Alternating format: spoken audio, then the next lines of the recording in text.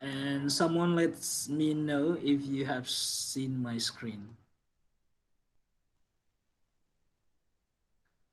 Paulus, can you No. see my screen now? Okay, yeah, it's your screen is on now, sir. I'll try. Thank you for confirming. Can you see it clearly? Or do I have to make it slideshow?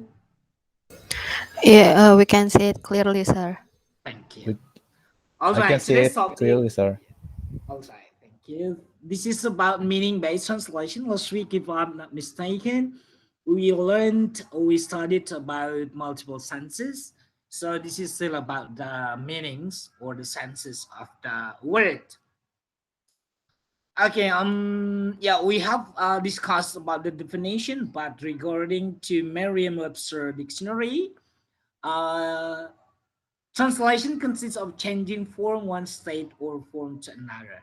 I guarantee, I bet you've known some definitions related to translation, but in here means it is a recap, means we change one state, means we change the text, yeah, from source language into target language. So this is also, yeah, this is a recap for the first session. Translation is the replacement of textual material. Yes, this is not oral because in oral spoken, we have another term that's interpreting, not translation. Translation tends to translate document. Yeah. Translation consists in reproducing the receptor language, the closest natural equivalent. Let me remind you that we transfer the closest natural equivalent meaning, not the form, because here, first in terms of meaning and second in terms of style. Style is always be changed, yeah, because each language has different structure between if we compare into other languages. Translation is also a craft. Yeah, this is a work production consisting of the attempt to replace a written, yeah, written. Let me outline this one: written message, not oral message. Okay, by the same message or statement in another language. That's based on Catford, Naden Tabor, and Newmark. Yeah, we have to be focusing on these two topics because in translation we need to be focusing the surface meaning, not the form, because as I told you many times, the form will be changed. Yeah. Okay, we have to convey or we have to transfer the surface meaning, the similar, the closely one, the closely meaning into the target text. And the second, the structure of the source language will be preserved as closely as possible, but not so closely. Means that, for example, I make some examples in using noun and an adjective because those two parts of speech are related one to another. For example, in Bahasa Indonesia, we have a phrase uh, gadis yang cantik. But in Bahasa Inggris or in English, we cannot translate girl beautiful. No, because English and Indonesia, they have different structure. Okay, so in Bahasa Indonesia, gadis yang cantik means noun plus modifier, but in English, modifier plus noun. Okay, so the structure will be changed. Okay, this is still the, okay, let me outline this one. The process of translation involves a whole set of extra-linguistic criteria. Later on, when you learn semantics, you will learn, I bet, I guarantee you will learn about intralinguistics, extralinguistics. Intralinguistics mean the inside of the language. For example, when you speak to a person or some people, you listen to the intonation and the voice, and is it low voice, is it hard voice, or a loud voice, and the intonation, is it a stress, is it a low intonation or high intonation.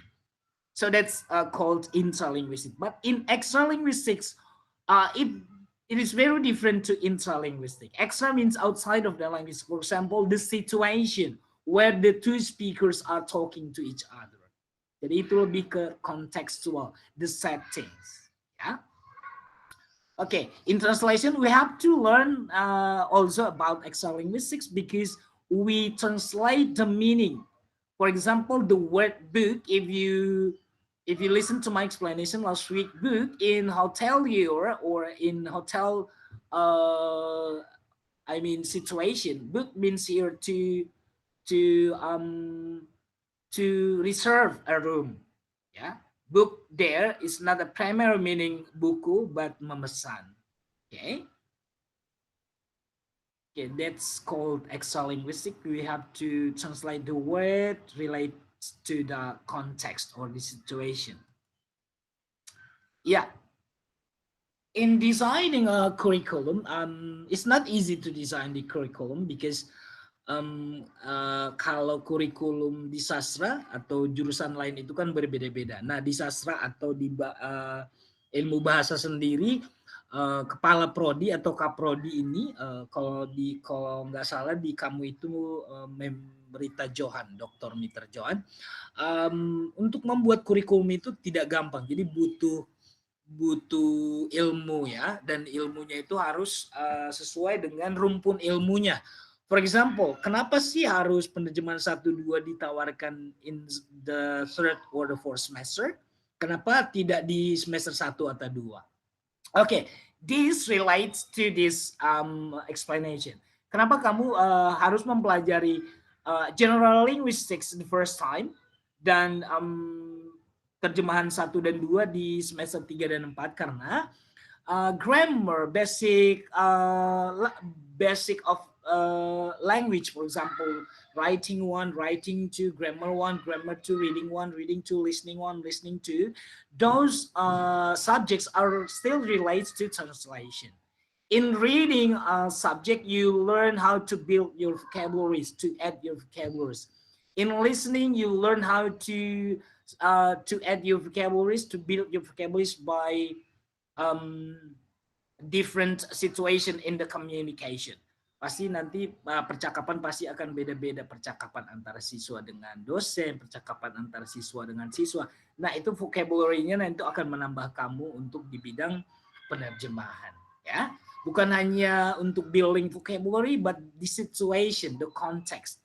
When you speak to your friend, you is translated to kamu or kau. But when the communication is situated between a lecturer and the student, you is not translated into kau if you call your lecturer, but Anda, Bapak, or Ibu. Yeah, that is why translation is offered in the third and fourth semester.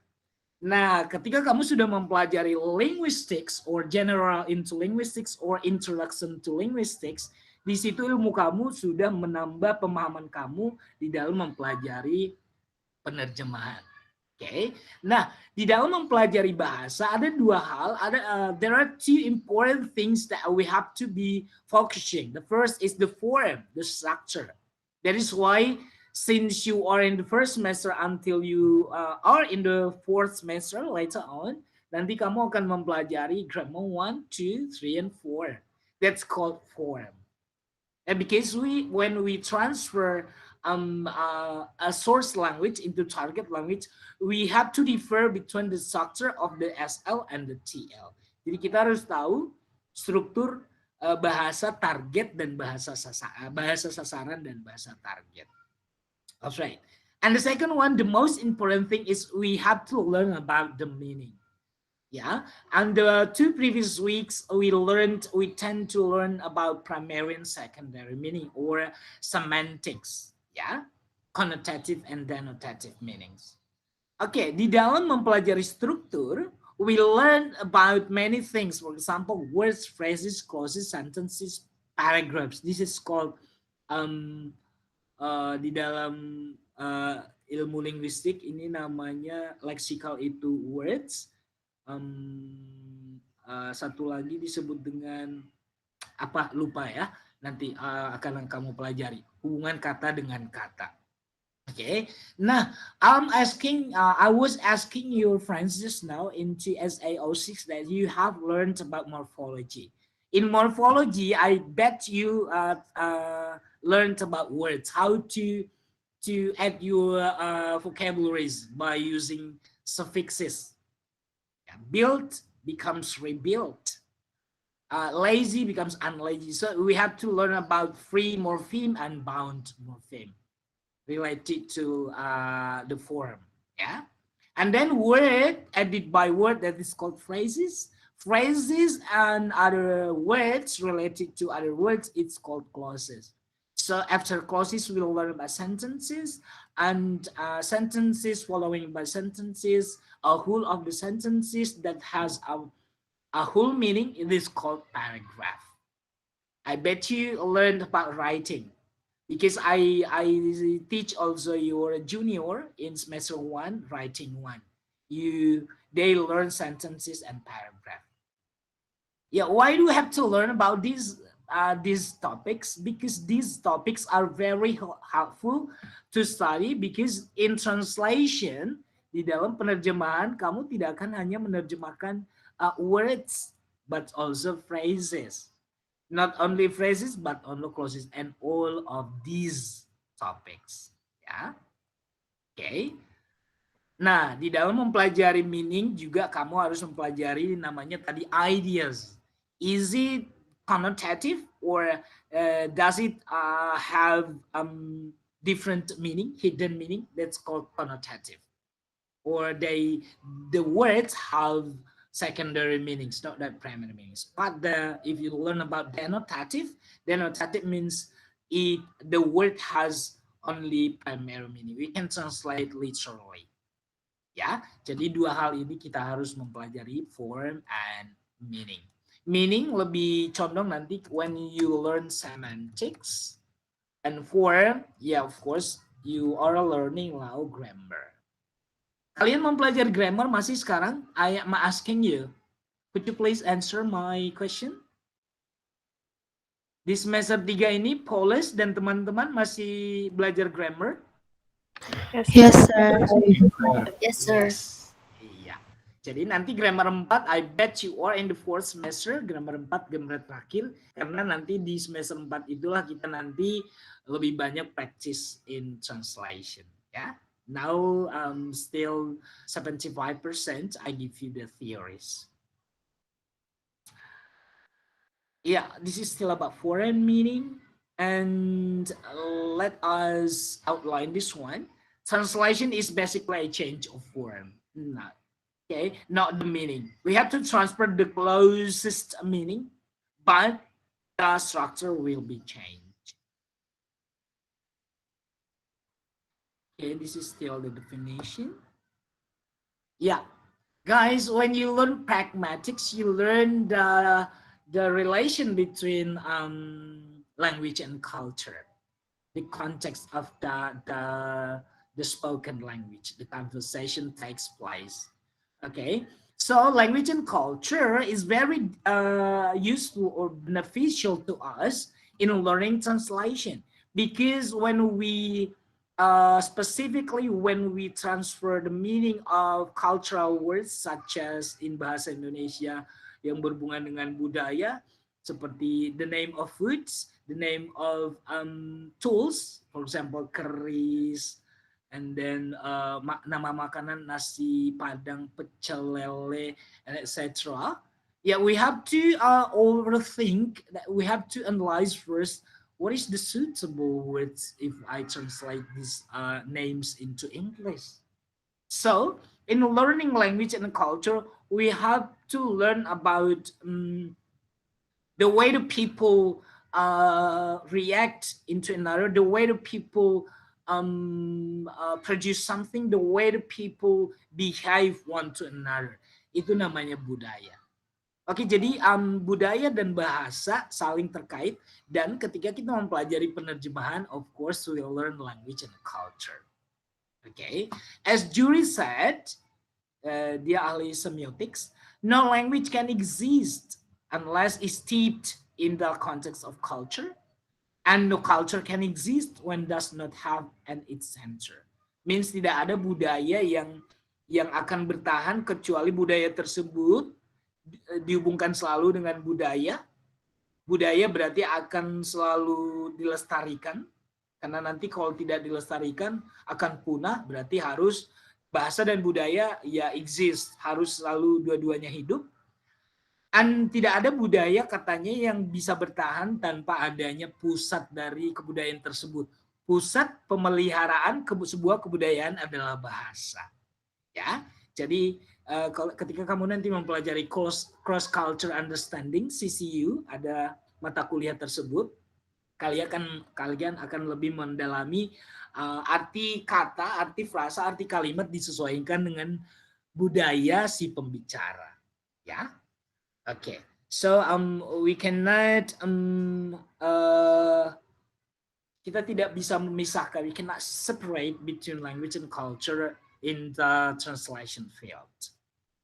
Okay, and in reality katanya tidak ada dua bahasa yang sama persis. Yes, because God creates, Tuhan memang sudah menciptakan bahasa berbeda-beda, and no two languages are very similar.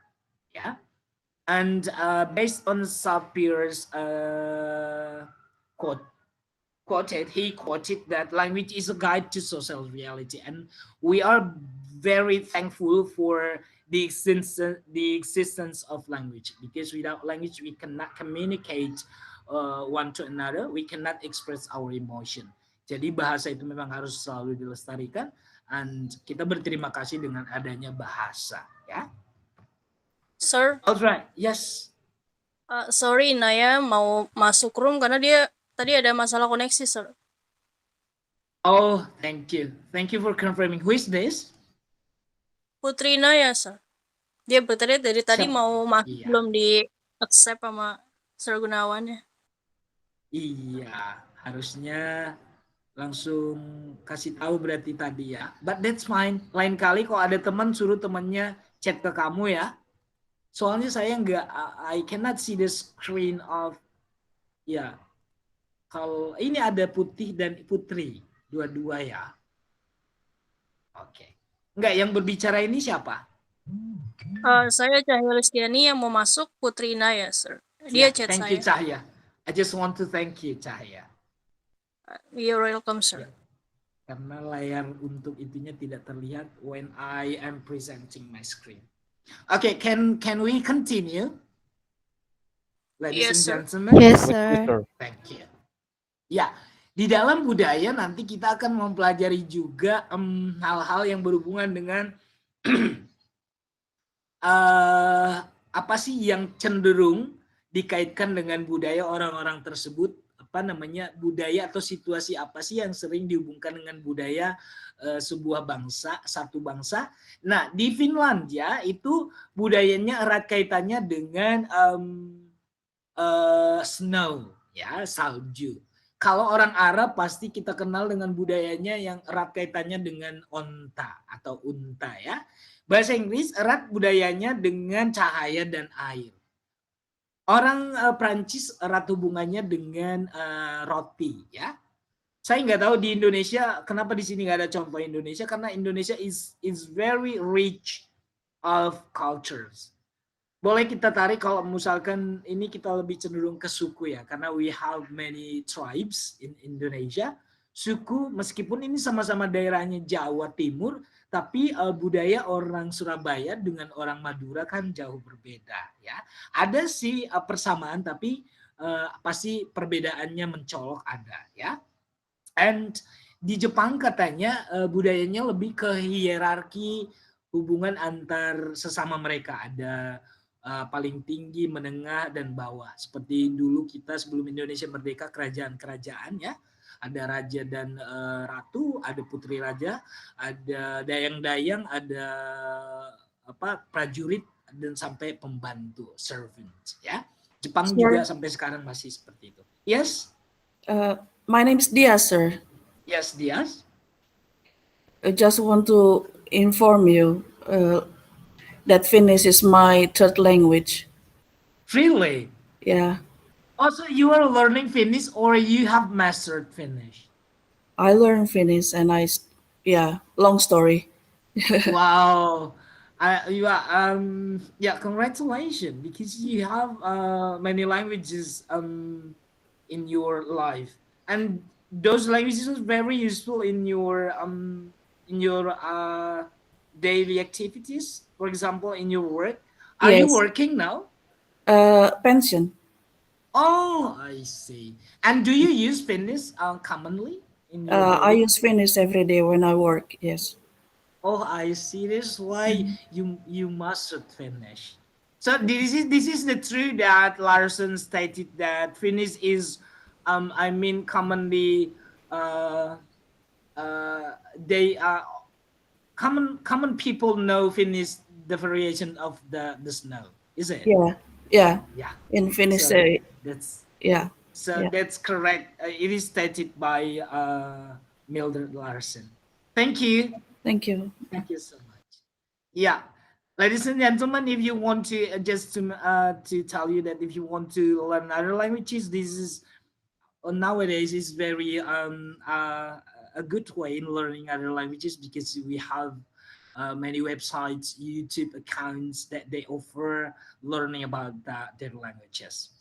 Ya, banyak website atau YouTube account yang mengajarkan bahasa-bahasa lainnya. Okay, so can we go? Can we continue? Yes. Sir Gunawan, sorry, Yes. Nadia tadi mau join, tapi belum di ACC, soalnya tadi dia mati lampu, jadi baru bisa join Oh, sekarang. I see. Let me check it first. She's not here. Belum kali. Belum di apa namanya? Dia belum masuk. Biasanya Tadi dia muncul udah di sini. nge-screenshot kalau dia udah join tapi belum di ACC. Tapi ini nggak ada lagi di layarnya. Bagaimana saya ACC-nya? Coba dia masuk lagi. Mungkin dia keluar. Oh iya, bentar. Thank you. Thank you, Sandrina. Yes, sir. Right. Ya, we continue. Ini hanya mengapa kita mempelajari budaya juga.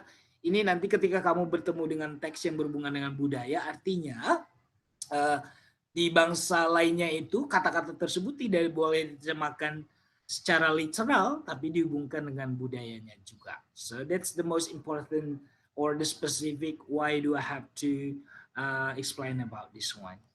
Okay, in translation, yes, how to be a good translator, how we accomplish a good translation. So we have to learn about semantics first, and we transfer the meaning as dynamic key, as the semantic structure proposed. Semantic structure means that we don't only translate the word literally, but we also relates the words into the culture of the people who speak the words, and then we also relate the words based on the situation and many other things, ya. Jadi bukan hanya mempelajari kosakata, kita lihat artinya di kamus, tapi banyak hal yang kita harus ketahui tentang budaya dan juga makna, khususnya makna secara semantik, karena kata tersebut memang tidak boleh diterjemahkan begitu saja atau secara primary meaning. No.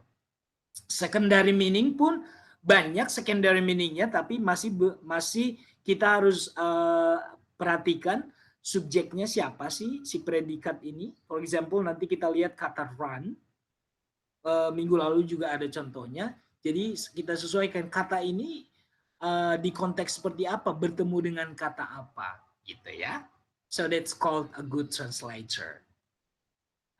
Ya, ini sudah kita pelajari. Let me go on to the next page. This is still the process of translation. Yes, as I explained just now, how to get a best translation. So usually, a new translator or a amateur translation, yang penerjemah amatir itu atau yang baru itu biasanya we as the translators normally use primary sense. Yeah, we use the normal language. Yeah, someone is coming. Let me check it first. Yes, this is Nadia. Okay. Yeah. Yeah, the first one, we use normal language, means that we use literally. And then the second one, we communicate the meaning as close as the target reader, yeah? And we maintain or preserve the dynamics one. Dynamics here, we tend to use some nuances, means that kalau itu berhubungan dengan dialog, berarti dialognya harus sesuaikan dengan siapa pembicaranya, kepada siapa. Dan memang kalau misalkan itu ada contohnya in literature, it is very hard to find out the specific, or I mean the closest nuances, because nuansa drama orang Barat dan drama orang Asia kan berbeda ya. Tapi itu adalah memang harus bekerja keras seorang penerjemah untuk menyesuaikan nuansa, bukan hanya makna tapi nuansa. Contohnya nuansa itu kalau misalkan percakapan tersebut tentang jokes, bagaimana kita membuat jokesnya ini seperti kalau pembaca ini adalah orang Indonesia, jokesnya seperti Indonesia. Karena jokes European people is very different to Asian people, especially Indonesia. Jokes orang Eropa atau orang Barat, Western, biasanya lebih dihubungkan dengan pengetahuan, knowledge, minds. Tapi kalau di Indonesia lebih ke barang-barang atau orang itu sendiri, for example badannya, appearance biasanya. So bagaimana kita mengubah nuansa jokes yang di bahasa sumber ke bahasa sasaran? So we have to find out the close nuances. Yeah. All right.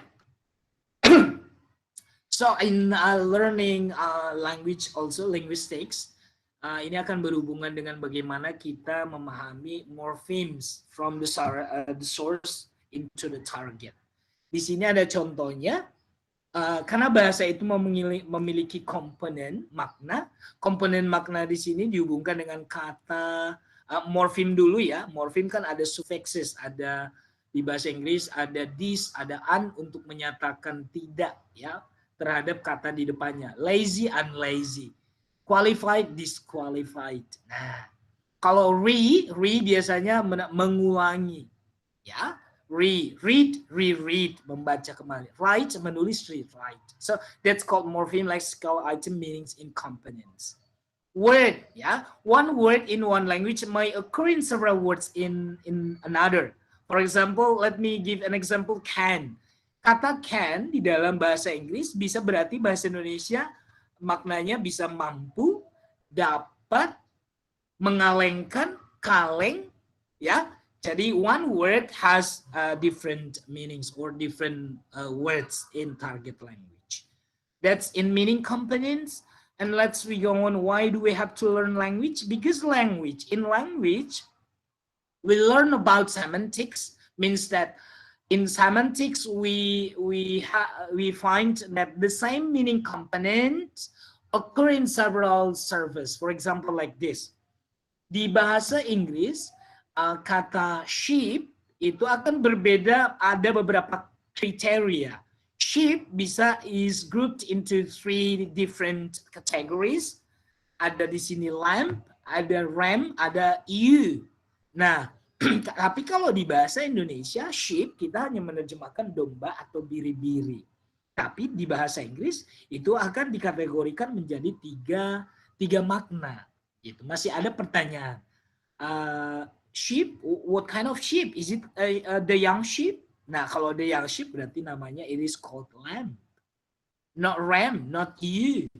But if the sheep is an adult sheep and that it is a female sheep, it is called ewe, not ram.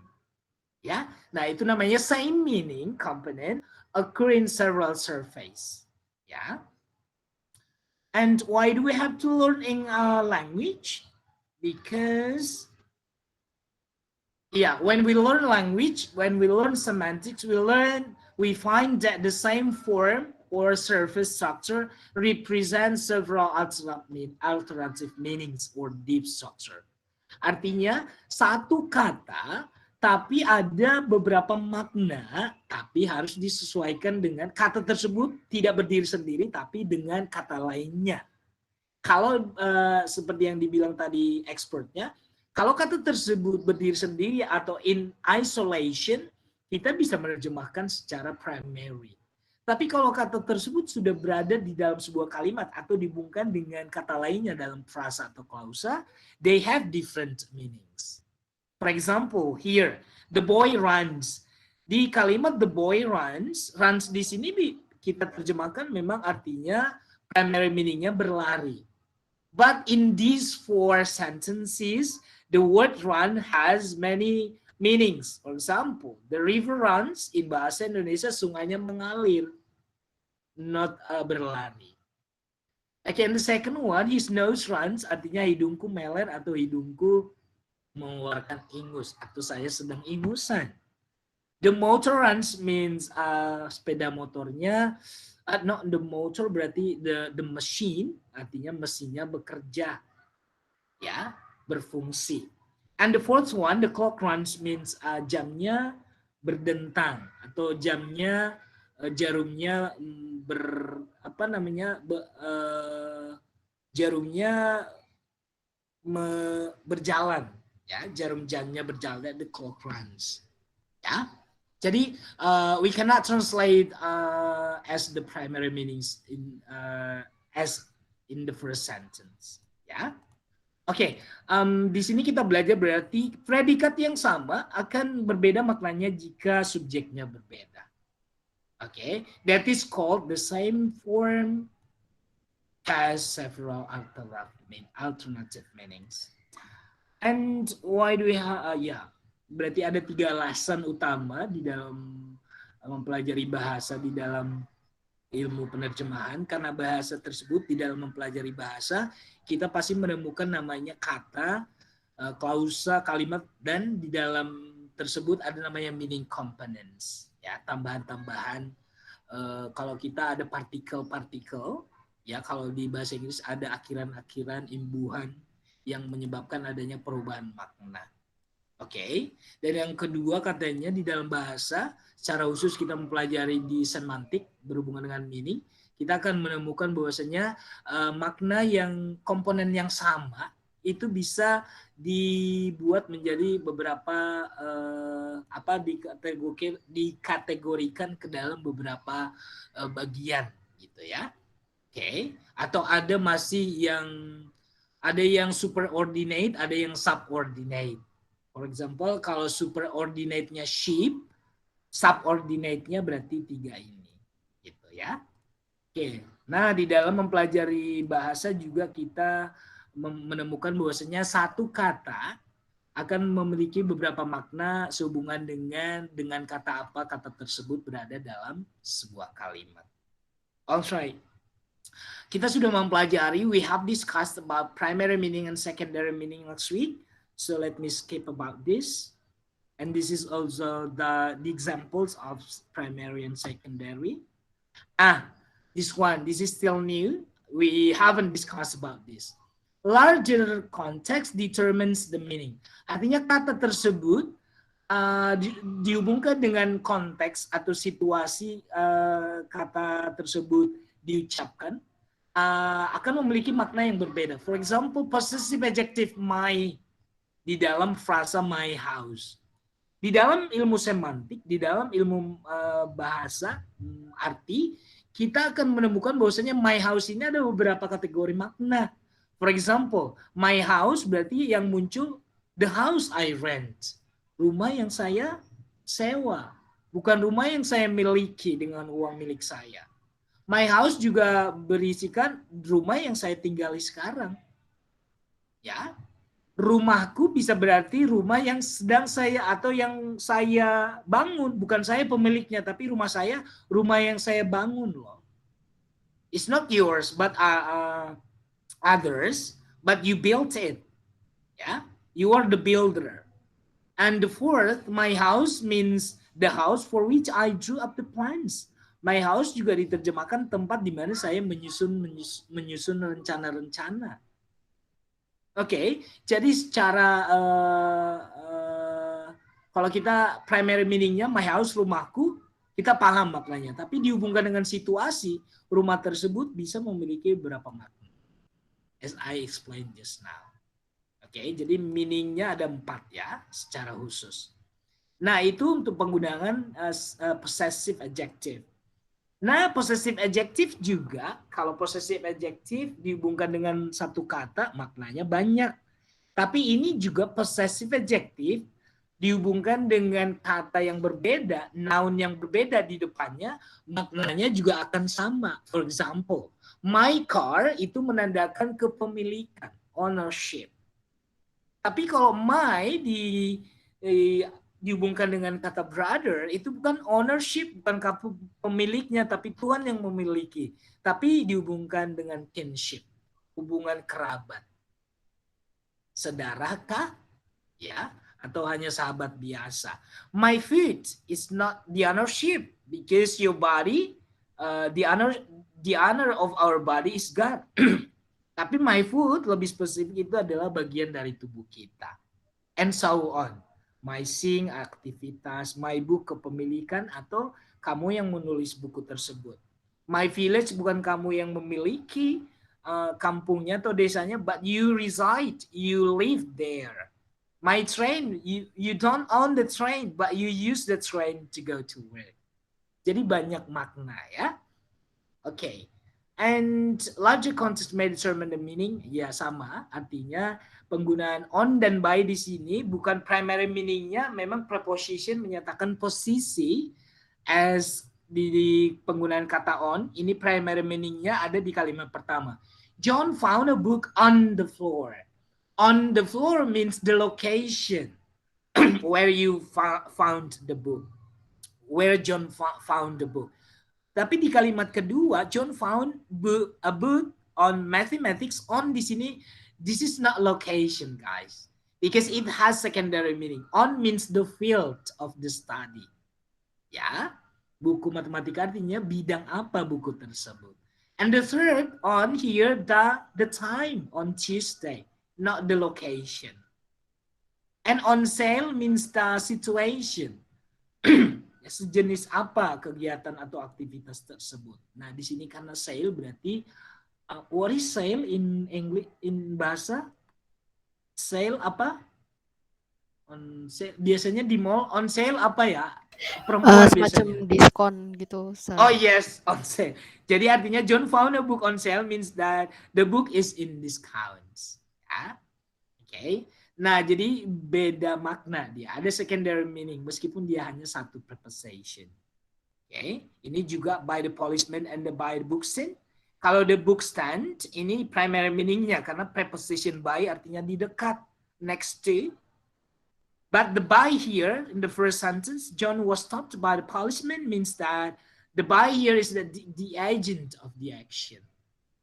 Ya, oke. Okay. Nah, makanya kita harus mempelajari konteks, ya, karena kata tersebut harus kita sesuaikan dengan di mana kata tersebut atau dengan kata apa tersebut bersampingan atau berdampingan di dalam kalimat. Dan kata tersebut dalam situasi seperti apa, percakapankah, pertanyaankah, dan siapa yang mengucapkan percakapan tersebut atau kalimat tersebut di dalam percakapan yang tadi. Nah, itu konteks ya. Oke. Okay. Ya, rhetorical language, di dalam mempelajari penerjemahan juga kita harus tahu di bahasa itu namanya retorika ya, keindahan ilmu berbahasa. Nah, pertanyaan ini hubungan dengan jenis kalimat ya. Kalimat ada kan kalimat statement, question, statement juga ada negative statement, positive statement. Nah, di sini kita mempelajari bahwasanya kata tanya bisa saja artinya bukan menanyakan, tapi bisa saja giving a comment, memberi perintah atau memberikan saran gitu.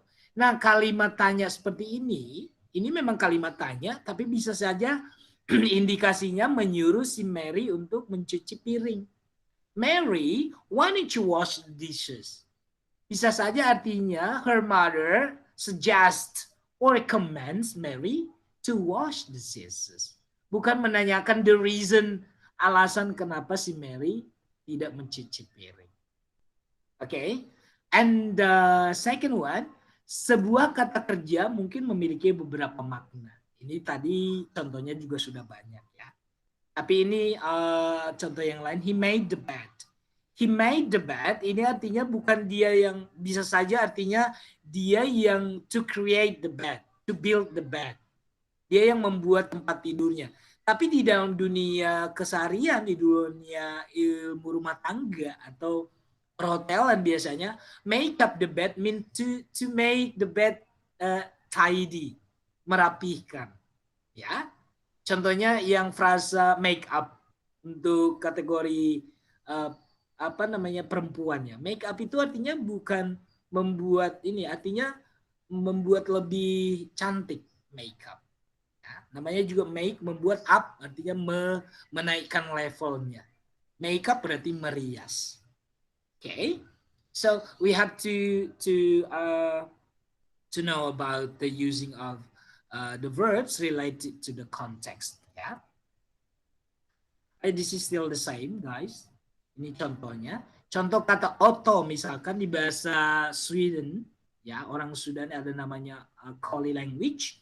Nah, penggunaan kata oto memiliki banyak makna seperti kata run tadi misalkan memiliki banyak makna. Di sini juga ada contohnya dibuatkan oleh Larsen. Kata oto itu artinya akan berbeda sehubungan dengan perbedaan di subjeknya.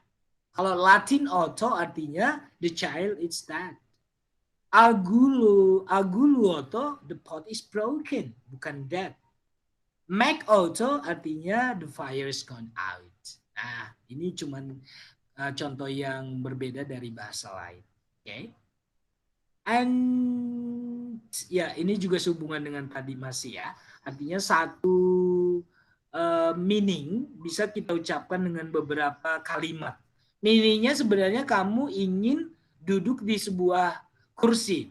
Tapi ada beberapa kalimat yang mengindikasikan atau yang bermakna yang sama. Contohnya, is this place taken? Is there anyone sitting here? Or may I sit here? Artinya sama. Ya. Oke. Okay. Artinya let me sit here. Nah, biarkan saya duduk di sini. Oke. Okay. Nah, kata-kata ini juga sama maknanya. Ya. Others blame John because of the difficulty. Others blame John for the difficulty. Ini sama saja. Artinya ada sebuah masalah yang disebabkan oleh si John. Ya, dan orang-orang menyalahkan John karena kesalahan tersebut. Jadi banyak kalimat. Ya, orang-orang menyalahkan John karena akibat because of the difficulty. Others blame John for the difficulty. Ya. Others blame the difficulty on John. Others said, nah, ini sama, the same meaning. Okay. And yeah, this is the last part of our discussion for today. Yeah, in translation, we are facing one-to-one correlation and skewing. One-to-one correlation means that the word has an equivalent word in other languages. But if we don't find an equivalent word in other languages for the word that we translate, that's called skewing. Jadi artinya one-to-one correlation means kata tersebut ada padanannya di bahasa sasaran. For example, kebanyakan memang 90% iya, karena memang ada padanannya. Contohnya, book di dalam bahasa Indonesia padanannya buku. Love padannya mencintai. Black padanannya hitam. Tapi bagaimana kalau kita menemukan kata yang tidak ada padanannya? Dan memang selalu saya bilang ini berhubungan dengan kata-kata yang sehubungan dengan budaya. Bagaimana kita menerjemahkan pecel ke bahasa Inggris? Bagaimana kita menerjemahkan apa makanan kesukaan anak-anak remaja Bekasi? Can you tell me?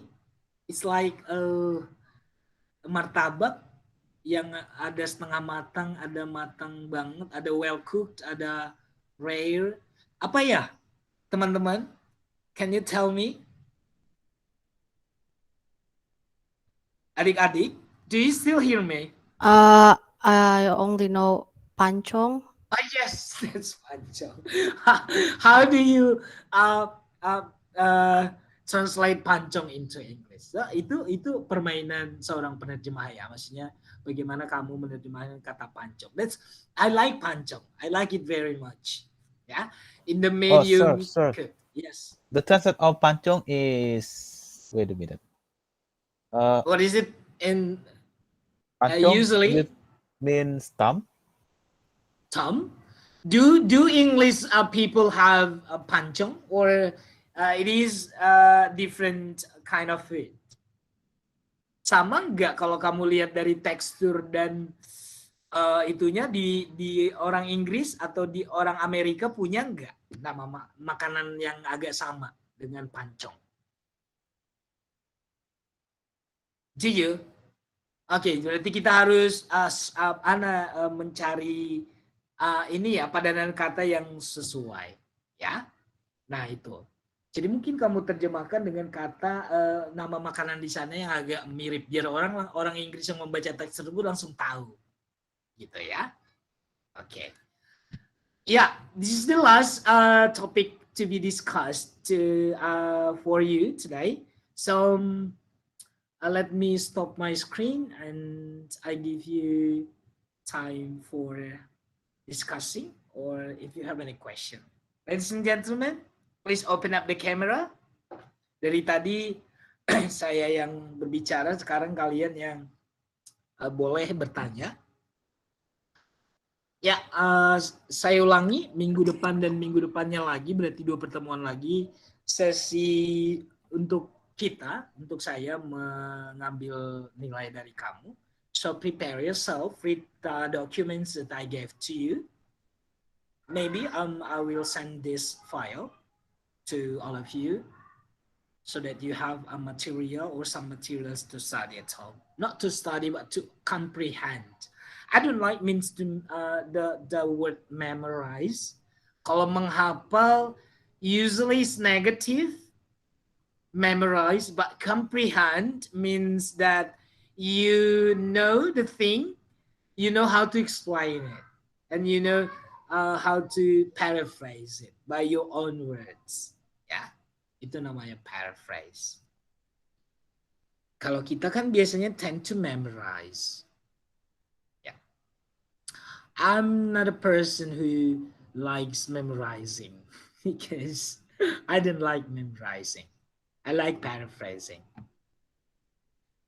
Jiram, do you have any question? Alvira, Daryl, Rita, Diaz, Nashifa, the people who are opening the camera.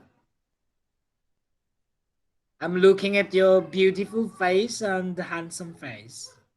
For those who don't open the camera, I'm wondering what kind of face do you have? Ladies and gentlemen, ini kelas terakhir berarti ya untuk hari ini, betul? Yeah, I bet you Yes, are. sir. I don't think so. I don't think so. Means that you have another subject to study after my class? Do you have a night class? Punya kelas malam? No, I don't think so because you are an morning regular class. No, sir, we don't have night No, class. sir, we don't have. You are the last Yeah. for this week. Because dating is not related to your subject. Dating is your personal personal stuff.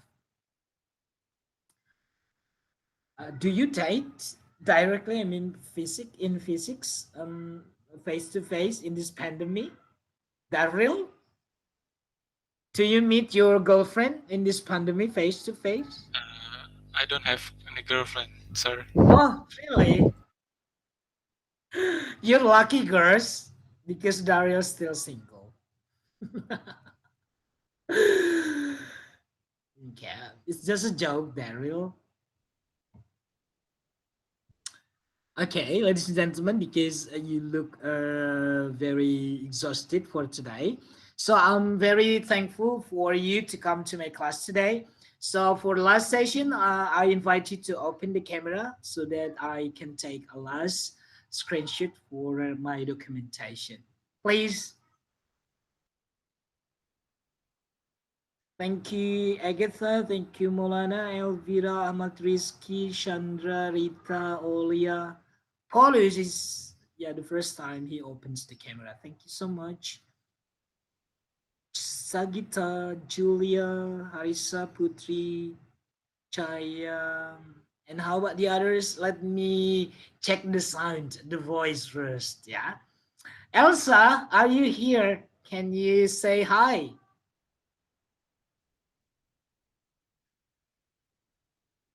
Elsa? No voice. Putih, how are you? No voice. Adila, do you have a bad connection? Adila Nur Safitri, can you hear me? Yes, sir. All right, you're still alive. Karamina, are you here?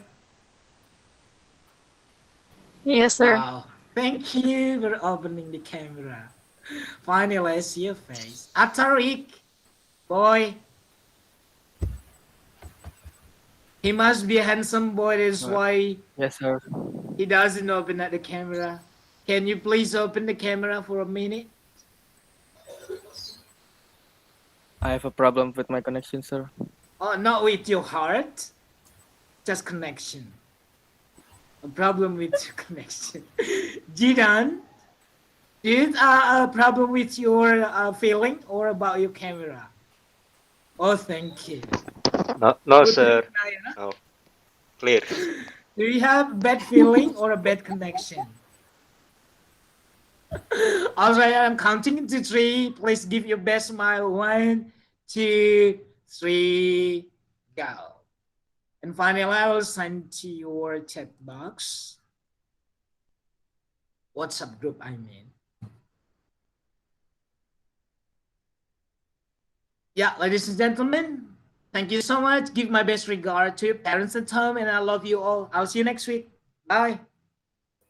Thank you so much, sir. Thank you, sir. Thank you, sir. Have a nice day. Thank you. Class. Sir. Bye. Thank you, sir. Keep healthy, sir.